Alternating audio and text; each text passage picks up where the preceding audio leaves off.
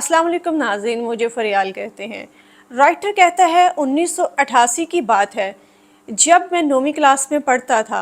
उस वक्त हमारे स्कूल में कैमल कलर का यूनिफॉर्म और सफ़ेद जूते यूनिफॉर्म का हिस्सा होते थे और हेड मास्टर साहब यूनिफॉर्म के मामले में बहुत ज़्यादा सख्त थे, इसलिए पूरा स्कूल यूनिफॉर्म की पाबंदी करता था, सिवाय चंद एक लड़कों के, कोई एक दो के जो कि गरीब थे और यूनिफॉर्म अफोर्ड नहीं कर सकते थे।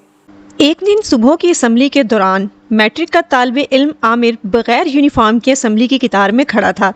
जैसे ही हेड मास्टर साहब की नज़र इस पर पड़ी, बहुत ही गुस्से में उसे कॉलर से पकड़कर लाइन से बाहर ले आए। हेड मास्टर का गुस्सा देखते हुए आमिर ज़ोर ज़ोर से कहने लगा, मेरी बात सुने उस्ताद जी, मेरी बात सुने। मेरा बाप एक गरीब आदमी है, वो मुझे कहाँ से यूनिफॉर्म लेकर दे सकता है। खुदारा मुझे मारे नहीं, मैं कल से स्कूल नहीं आऊँगा।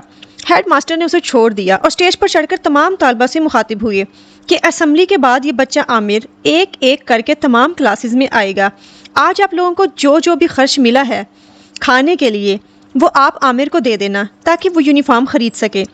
हम कुछ तालबा आपस में सोचने लगे कि आज समोसे नहीं खाएंगे, पैसे आमिर को दे देंगे।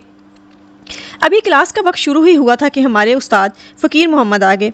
थोड़ी देर बाद आमिर भी उस्ताद से इजाज़त लेकर हमारी क्लास में दाखिल हुआ।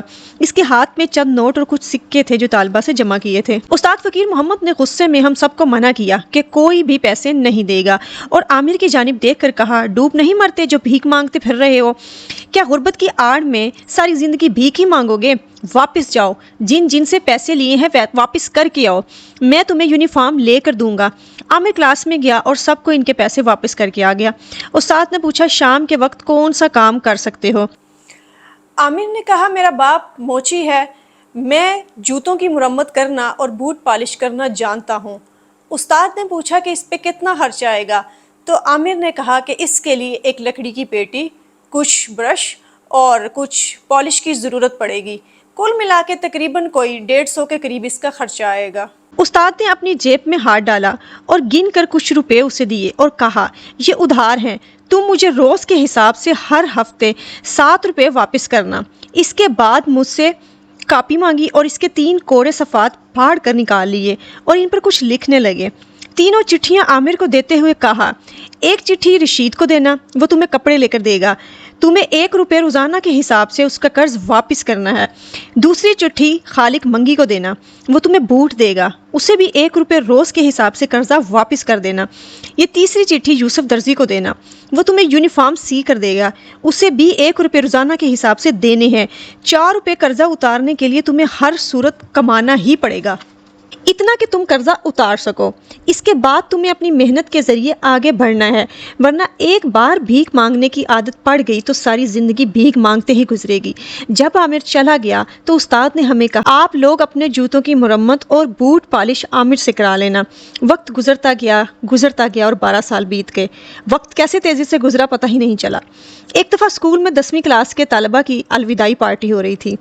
उस्ताद ने शहर के मुअज़्ज़िज़ीन को भी मेहमान गिरामी की सूरत में दावत दे रखी थी। तकरीर करने के लिए शहर की एक बड़ी फ्लोर मिल के मुअज़्ज़िज़ जनरल मैनेजर आमिर को दावत दी गई।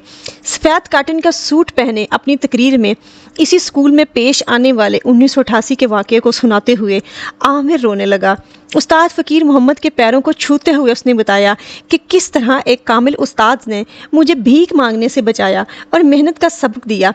वो चाहते तो मुझे भीख मांगने से कभी ना रोकते और मैं आदी होकर दर बदर सड़कों पर फिरता रहता।